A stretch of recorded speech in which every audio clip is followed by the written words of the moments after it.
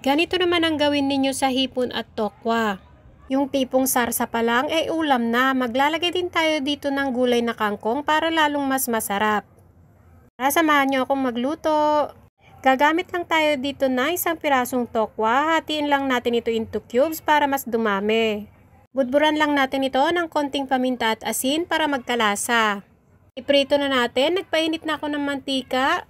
Kapag ganito na yung itsura niya, set aside lang muna natin. Dito naman sa ating itlog na maalat, bali yung nasa gitna lang yung kukunin natin dito. Sa 5 hanggang 6 na piraso ang pwede ninyong ilagay. Ayan, durugin lang natin ito para maging pino siya. Isa na nating mag-isa, maglagay lang tayo dito ng kalahating butter or 50 grams. Ilagay na natin yung ating sibuyas. Then, pwede na nating isunod yung ating bawang. Gisa lang natin ito hanggang sa lumabas na yung kanilang aroma. At kapag okay na, pwede na natin ilagay dito yung ating kalahating kilo ng hipon.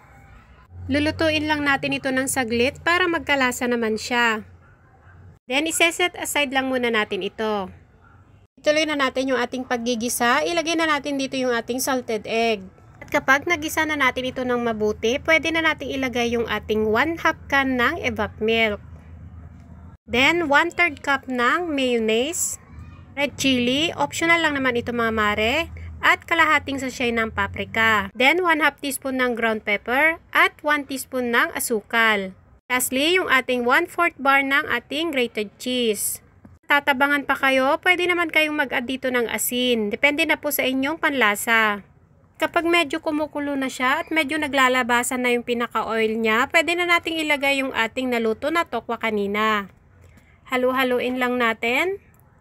At pwede na rin nating isunod dito yung ating dahon na kangkong. Konti lang naman ito. Pwede naman dahon ng sili ilagay ninyo.